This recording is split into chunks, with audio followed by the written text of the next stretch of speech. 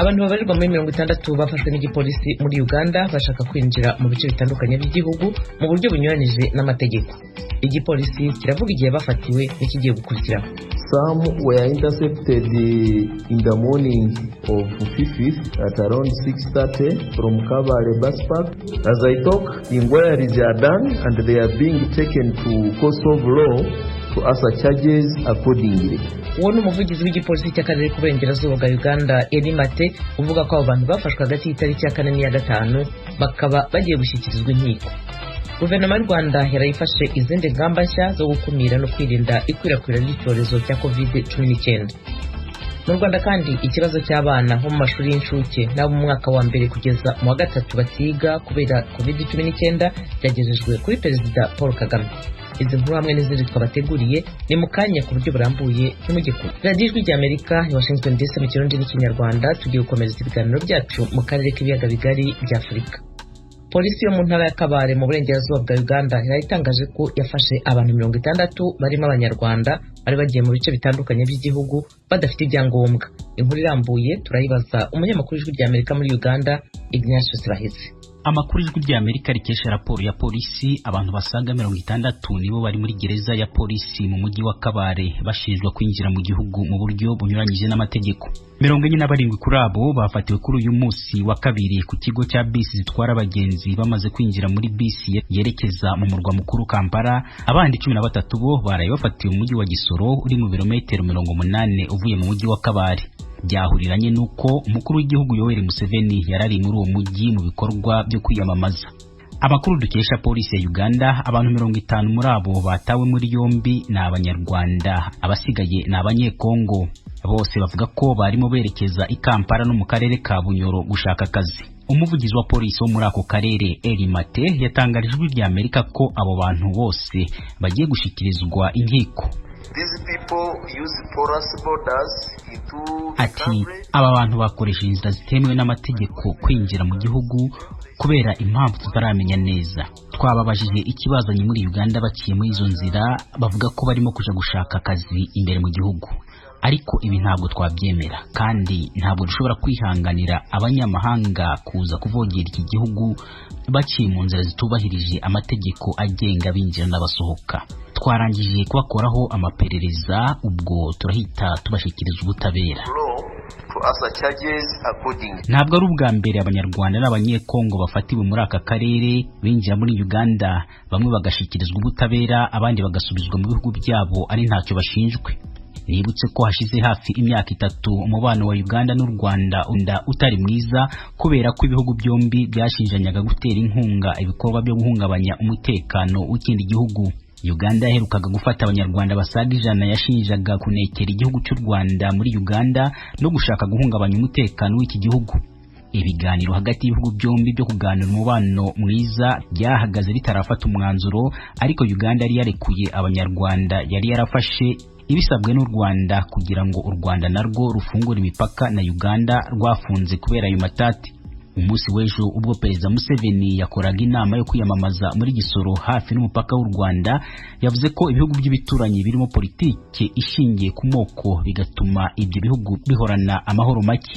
Twagerageje guhamagara ku biro by'uhagarariye igihugu cy'u Rwanda muri Uganda kugira ngo bagire icyo bavuga kuri abo banyarwanda Uganda yataye muri yombi, ariko telefoni yo mu biro ntibayitabye. Ignatius Bahizi, Ijwi ry'Amerika, Uganda. Guverinoma y'u Rwanda yongeye gufata izindi ngamba nshya zo gukumira no kwirinda ikwirakwira ry'icyorezo cya COVID-19. Muri izo ngamba harimo izisaba buri wese kutarenga akarere abarizwamo.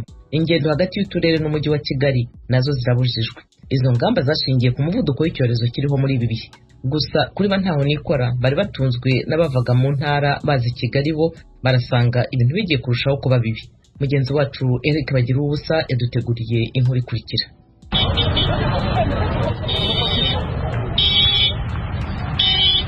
Turi Nyabugogo mu kigo mpuzamahanga abagenzi bategeramo imodoka mu mujyi wa Kigali berekeza mu bice bitandukanye by'igihugu no hanze yacyo. utereye amaso mu nguni nyinshi biraboneka ko urujya n'uruza rw'abantu n'ibinyabiziga rwagabanutse ugereranije n'ibindi bihe. Ni nyuma y'umunsi umwe guverinoma y'u Rwanda ifashe izindi ngamba nshya mu mugambi wo kwirinda ubwandu n'ikwirakwizwa ry'icyorezo COVID-19 kugeza ubu gikomeje guhangayikisha abatuye isi. Mu ngamba yarayifashe inama y'abaminisitiri yemeje ko ahanini zishingiye ku bwiyongere bw'abandura icyorezo COVID-19 bukomeje gutumbagira. Guverinoma iravuga ko hafi cya kabiri cy'abamaze guhitanwa na COVID-19 bapfuye mu kwezi kwa 12 k'umwaka urangiye wa 2020, igasanga abantu bagabanya ku buryo bushoboka impamvu zituma bahura kandi bagakora ingendo mu bihe bikenewe gusa. Ni muri urwo rwego guverinoma yahagaritse ingendo hagati y'uturere dutandukanye tw'igihugu no hagati y'uturere n'umujyi wa Kigali. Umwihariko washyizwe ku bakora ingendo ku mpamvu za serivisi z'ubuzima cyangwa izindi serivisi z'ingenzi. Ku modoka zitwara ibicuruzwa zemewe mu turere twose ariko nabwo ntizitwara abantu barenze 2. Iyi ngamba bavuganye n'ijwi rya Amerika mu mujyi wa Kigali cyane bantaho nikora bagasanga biraza kubagora ku mibereho. Benshi n'abari batunzwe no kwikorera no gupakira imizigo y'abagenzi babaga bavanye mu turere. Mu buryo bw'imikorere nkatwe twakoreraga nk'ibihumbi 3 ukarara ubiriye ugacya mu gitondo ukabuze kuri bugaruke none ubu uyu munsi 15 kugira ngo uzashire ntaho ukorane ikibazo. Murerekeza here turajya mu ngo twicareyo. Nanjye nari ntunzwe no gushakisha nyine nk'aba ngaba nta kazi nagiraga. Bibaza nawe uko ndi bubeho. Abo bana se dufite biga mu mashuri tuzabarira amafaranga dukoyeye kandi rero kumva barimo barabiruka. Turabaho gute n'ubwiteka n'uzamanye ko tubaho kuno byagenda yego nyine ko yakora ukwirinda indwara bari bakwiye kuba bari kuvuga abantu baba bake bishoboka ariko abantu bakabatwara kubera kwigarara abantu benshi cyane dutunze. Uganiriye nabo bazirikana bidasubirwaho ingaruka z'icyorezo COVID-19 gikomeje kwivugana ubuzima bw'abatuye isi. Ntabwo igihugu nacyo cyakora ibintu byo gufunga abantu mu ntara kandi ubukungu bw'igihugu ari abaturage. Rero ni ukubera ko hari ikibazo turakemera ko gihari tugomba no kubyihanganira. Ntabwo byadutungura cyane ngo twumve ko byabaye nk'ikirenga kandi twari dusanzwe tubizi ko hariho ubwo burwayi bukomeye. Ubwo rero tugomba kubyihanganira tugasubira mu rugo tukihangana iyo minsi 14 igashira ariko kumva ko bigoye. Ubusanzwe mu kigo cya Nyabugogo abagenzi bahuriragamo berekeza mu mpande zitandukanye hari amarembo atandukanye kubashaka kwinjira cyangwa gusohoka. Kuri uyu wa kabiri mu kwinjira hakoreshwaga irembo rimwe gusa ari naho abagenzi bakarabira ibiganza. Aha kubera uburebure bw'umurongo wabashakaga gukaraba hari abahise bihangira imirimo bakagura umuti wo gukaraba mu ntoki. Uwakaraba agakoresheje uwo muti atarinze gutonda umurongo yishyuraga igiceri c'100 mu mafaranga y'u Rwanda. Wabaho gutari nkaho ibintu byanje twita twihangira wacu umurimo wo kugira tubashe kurya. Badufite imiryango ugura sanitizer y'igihumbi y'abantu bici mu bakarabije wenda yandikavamo 2 icyo gihe cyo kurya ubukibonye rero. Indi ngamba yafashwe irareba ibikorwa byose by'abikorera birimo iby'ubucuruzi, restaurant, amabutiki, amasoko n'amaduka bigomba kujya bifunga saa 12 za nimugoroba. N'ingamba abacuruzi bemereye ijwi rya Amerika ko byanze bikunze zatuma bahomba. Nagwirwaga na wa muntu uvuye mu kazi wenda saa 12 saa 1 yasandira nkababona atatu nkababona ariko abo bose niba nakibabonye ubwo nyine nakahira zero yaba akakazi ka leta k'abafonksiyoneri bagafungaga mbere y'igihe kugira ngo abacuruzi n'abajya guhaha babone umwanya wo guhaha. None se akazi karafunga saa 12 bafunga amaduka. Ibyo abacuruzi bavuga bigashimangirwa n'impuguke mu by'ubukungu Bwana Canisius Bihira uherutse kubwira ijwi rya Amerika ko igihe habayeho kugabanya amasaha y'akazi byanze bikunze ubukungu bw'igihugu busubira inyuma. Ubundi ahantu ubukungu bugenda neza bakora amasaha 28 kuri 28. Iyo amasaha rero agabanutse umubare w'abakozi uragabanuka, bivuze ko amafaranga binjizaga mu ngo agabanutse, bivuga ko amafaranga binjizaga y'imisoro agabanutse. Mu gihembwe cya kabiri ubukungu bw'u Rwanda bwari bwagabanutse ku mpuzandengo ya 12.4% mu mwaka ushize 2020 kubera COVID-19. Izi ngamba n'izindi zashyizweho inama y'abaminisitiri yatangaje ko zigomba gutangira kubahirizwa kuva none tariki 5 z'uku kwezi kwa mbere kandi zikamara iminsi 15. Yibukije ko abaturarwanda bose bagomba gukomeza kubahiriza amabwiriza yo kwirinda COVID-19 harimo gusiga intera hagati y'umuntu n'undi, kwambara agapfukamunwa neza no gukaraba intoki. Ivuga ko abatazabyubahiriza bazafatirwa ibihano. Imibare iheruka Minisiteri y'Ubuzima mu Rwanda igaragaza ko iki cyorezo kimaze guhitana abantu 105 harimo 4 bashya batangajwe kuwa mbere w'iki cyumweru. Abamaze kwandura baragera ku 8,850, abakize nabo barasaga 6,800, ni mu gihe abakirwaye nabo bari hejuru y'900. Bagira ubusajwi rya Amerika i Kigali. Tukiri mu Rwanda, ikibazo cy'abana biga mu mashuri y'incuke nabo mu mwaka wa mbere kugeza mu wa gatatu ubu batiga kubera COVID-19 cyagejejwe kuri Perezida Paul Kagame. Umuturage Jean Paul Ndayisabye yandikiye umukuru w'igihugu avuga ko aba bana nabo bakwiye kurengerwa. Inkuru mugezwaho n'umunyamakuru w'Ijwi ry'Amerika mu Rwanda Asumta Kaboyi. Jean Paul Ndayisabye ni umuturage wo mu murenge wa Kacyiru mu karere ka Gasabo mu mujyi wa Kigali, asanzwe ari impuguke mu bijyanye no kurengera ibinyabuzima. Mu rwandiko yandikiye umukuru w'igihugu Ijwi ry'Amerika rifitiye kopi, Ndayisabye agaragaza akarengane asobanura ko kakorewe abana biga mu mashuri abanza guhera mu mwaka wa mbere kugeza mu mwaka wa gatatu ndetse n'abiga mu mashuri y'incuke.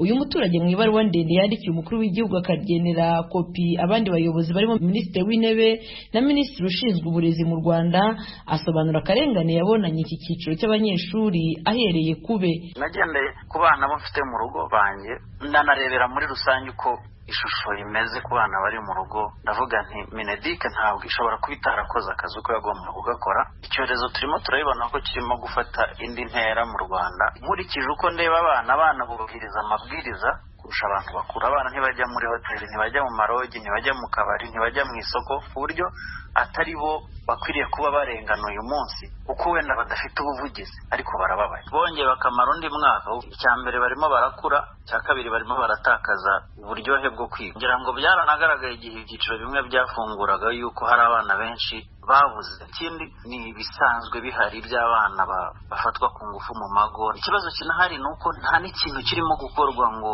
abo bana batoya bamenye ngo bari mu buhe buzima. Bwana Ndayisabye akomeza avuga ko hishwe amategeko ubwo ibigo bimwe byitwa ko bigendera ku nteganyanyigisho mpuzamahanga byemerewe gukomeza kwigisha abana b'ishuke mu gihe abandi biga mu mashuri asanzwe batemerewe gutangira. Ubwo umwaka urangiye uwagerageza akerekana yuko hari n'ibyiciro byagiye byemererwa kwiga kandi banganya imyaka n'abasigaye mu rugo, urwitwazo ruhara ari uko abo bana biga hifashishijwe imfashanyigisho zitwa ngo mpuzamahanga. Nkibaza kuko mfite n'abaturanyi ku rugi rukurikiraho bafite ayo mashuri, kandi abo bana bangana n'abana. Abana bakambaza ati kuki abangaba bajyayo? Igisubizo ntabwo ari igihe wari ugifite, kandi na Mineduc ntacyo yari yatanze. Ndayisabye siwe wa mbere wajije iki kibazo ku itangazamakuru yari iherutse kubaza Minisitiri w'Uburezi ku cyo bise ubusumbane bwita ko bugaragara mu mashuri ya leta n'amashuri akoresha integanyanyigisho mpuzamahanga. Minisitiri w'Uburezi Uwamariya Valentina dore igisubizo yatanze. Ku kibazo kijyanye n'amashuri mpuzamahanga, ngira ngo n'izina ubwabyo rirabyivugira, ni mpuzamahanga ntabwo ari amanyarwanda, bagendera kuri gahunda mpuzamahanga. Mu Rwanda dushobora kwiha gahunda tukavuga ngo turatangira igihe iki n'iki, nitwe dushyiraho gahunda y'amasomo. Ntabwo byari kuba byiza rero kubuza aba bakurikira gahunda mpuzamahanga gutangirira igihe abandi batangiriye, kuko nk'uko tutagena igihe batangirira ntitugene n'amasomo biga, byari bigoye kugira ngo uvuge ngo turababujije bazatangirira igihe kimwe n'abakurikira gahunda y'igihugu, kandi gahunda y'igihugu tuyifiteho control. Nta yindi mpamvu yatumye bariya batangira. Mujye munadufasha kubisobanura byo guhabwa inyito itariyo, ko ari uguha agaciro abanyamahanga. Ubwo byaba byaratangiye kubemerera gukorera mu gihugu, kuko kubemerera gukora mu gihugu ntabwo bivuze ko tuba twimye abanyarwanda agaciro. Inama y'abaminisitiri yateranye mu kwezi kwa 9 umwaka ushize yari yahaye inshingano Minisiteri y'Uburezi yo kugena uko amashuri yasubukurwa hubahiriza amabwiriza yo kwirinda icyorezo cya COVID-19. Gusa kugeza ubu nta yindi gahunda yo gusubukura ibindi byiciro yari yatangazwa n'iyi minisiteri. Bwana Ndayisabye mu ibaruwa ye asaba umukuru w'igihugu guhagarika icyo yise ivangura rishingiye ku mikoro rikorwa n'abifite, aho yumvikanisha ko ari bo babona amahirwe yo kwigisha abana babo, nabo bafite ubushobozi buke cyangwa buciriritse bagakomeza gutegereza nk'aho iyi ndwara ireba icyiciro kimwe cy'abantu. Bwana Ndayisabye akumvikanisha ko itegeko nshinga rya Repubulika y'u Rwanda ryo mu mwaka w'ibihumbi 2003 ryavuguruwe mu mwaka w'ibihumbi 2015 rivuga ko abantu bose bareshya imbere y'amategeko rikwiye kubahirizwa.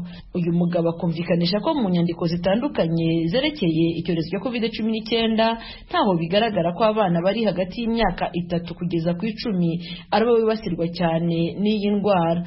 Ndayisabye akavuga ko biramutse ari nako bimeze, ubwo abana bose bari muri icyo kigero baba baretse gusubira mu ishuri. Nubwo kugeza ubu Ndayisabye avuga ko nta gisubizo arabona kibaruwa yandikiye umukuru w'igihugu, yemeza ko afite icyizere. Gusa umuyobozi w'agateganyo w'ikigo cy'igihugu gishinzwe uburezi REB Sebaganwa Alphonse avuga ko impungenge zagaragajwe zifite ishingiro. Yongeraho ko Minisiteri y'Uburezi, Mineduc n'ikigo cy'igihugu gishinzwe uburezi REB barimo bategura kandi bazamenyesha gahunda yo gutangira bidatinze. Assumpta Kaboyi, Ijwi ry'Amerika. radiyo Ijwi ry'Amerika i Washington DC mu Kirundi no mu Kinyarwanda. Tugeze ku mwanya w'ibyaranze Amerika mu bihe byahise no mu bihe tugezemo, ikiganiro mutegurirwa kandi mugezwaho na Thomas Kamirindi.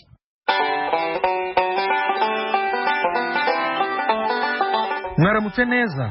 Uyu munsi kuwa gatatu Congress, inteko ishinga amategeko ya Leta Zunze Ubumwe za Amerika, iraterana imitwe yombi hamwe kugira ngo ibarure amajwi yavuye muri koleji y'abatora kandi yemeze burundu president na vice president bazayobora igihugu muri iyi myaka iri imbere. Ibarura rikorwa rite? Nibyo turebera hamwe muri make. Ikaze mu kiganiro Americana.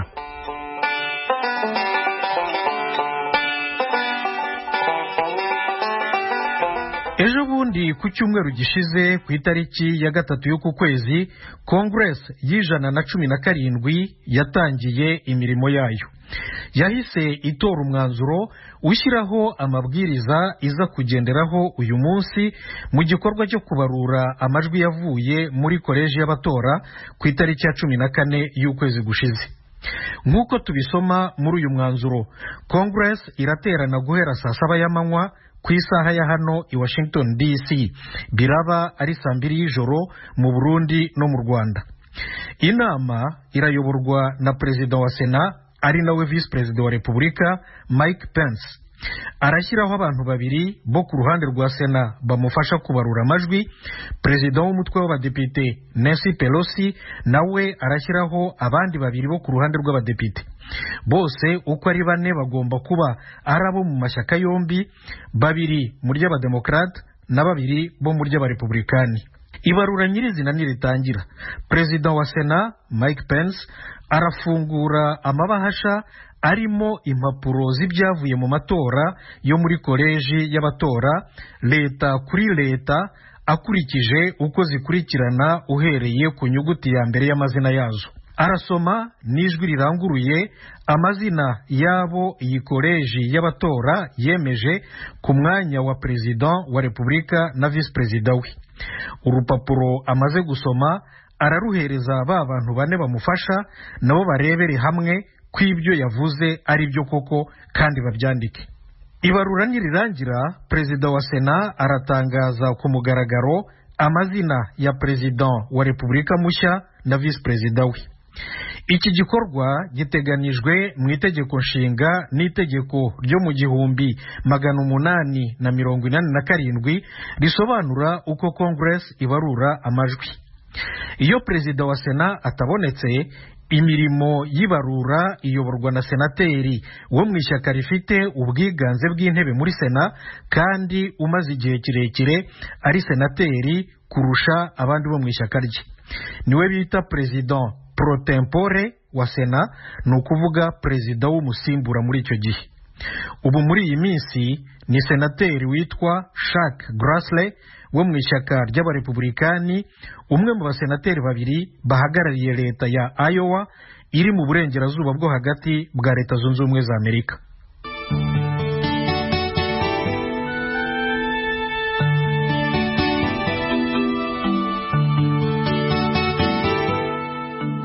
Radio Ijwi ry'Amerika. Abasenateri 12 n'abadepite barenga 100 bose bo mu ishyaka ry'abarepublikani batangaje ko baza kwanga ibyavuye mu matora. Nabo bavuga ko yabayemo kwiba amajwi muri leta zitandukanye Perezida Trump yatsinzwemo. Iyo hari umwe mu bagize Congress utambamiye ibyavuye mu matora yo muri leta runaka, agomba kubinyuza mu nyandiko. Perezida wa Sena abiha agaciro iyo biriho umukono w'umusenateri n'umudepite byibura umwe. Iyo iyi nyandiko yemewe, inteko icumbika imirimo yayo, buri mutwe ukajya ukwawo maze ukajya impaka ku bitekerezo by'uwanze amatora. Izi mpaka ntizigomba kurenza amasaha 2. Zirangira buri mutwe ubikozeho itora. Iyo hari byibura umutwe umwe wa Congress ubyimye amajwi y'ubwiganze, icyifuzo cy'uwatambamiye amatora kiba imfabusa. Ababisesengura bemeza ko icyifuzo cy'abarepublikani banga ibyavuye mu matora bafite amahirwe make kubera ko umutwe w'abadepite urimo ubwiganze bw'abademokrata no muri sena ubwayo. Abarepublikani benshi barimo umukuru wabo Mitch McConnell n'umwungirije John Thune batangaje ku mugaragaro ko bemera ko Joe Biden ari we watsinze amatora kandi ko nta bujura bwayabayemo. Mu majwi ya rubanda Joe Biden arusha Donald Trump miliyoni 7. Naho mu majwi ya koleji y'abatora Biden afite 306 kuri 232 ya Trump. Biden rero arengeje kure amajwi 270 yo muri koleji y'abatora akenewe kugira ngo kandida yemerwe nk'umukuru w'igihugu. Ariko Trump n'abamushyigikiye bavuga ko ari we watsinze amatora ahubwo ko yibwa amajwi. Kugeza uyu munsi baracyarwanya intsinzi ya Joe Biden. Muri leta zitandukanye no mu nkiko byarananiranye. Ibarura ry'amajwi muri Congress niyo ntambwe ya nyuma bashigaje. Ariko ababisesengura bemeza ko amahirwe yo guha intsinzi Trump adashoboka. Basobanura ko Congress itaza gutora umukuru w'igihugu, ishinzwe gusa gutangaza ibyavuye mu matora ya rubanda na koleji y'abatora. Ahubwo basanga ibyo Perezida Trump n'abamushyigikiye batsimbarayeho biza gushyira Mike Pence hagati nk'ururimi. Byongeyeho ko ari nawe uri butangaze ku mugaragaro ko nawe ubwe yatsinzwe amatora ku mwanya wa Vice Perezida wa Repubulika. Ariko nanone bati siwe wa mbere, iki cya kabiri kibayeho. Koko rero nko mu 2001 Vice Perezida wa Repubulika Al Gore yayoboye inama ya Congress yabaruye amajwi yavuye mu matora y'umukuru w'igihugu yo mu kwezi kwa 11 mu 2000. Nawe ubwe yari kandida ku mwanya wa Perezida wa Repubulika atangaza ko uwo bari bayahanganyemo George W. Bush ari we wayatsinze. Mu 1961 Vice Perezida wa Repubulika Richard Nixon wari kandida mu matora y'umukuru w'igihugu yo mu mpera zo mu 1960 yatangaje ko John F. Kennedy bari bahanganye yamutsinze. Nshuti zacu, iki kiganiro Amerikana nahagihumurije. Mbashimiye cyane rwose ko mwagikurikiye. Mwari kumwe na Thomas Kamirindi. Mugira umunsi mwiza, murakarama, murakagwira nk'ubwoya bw'inka.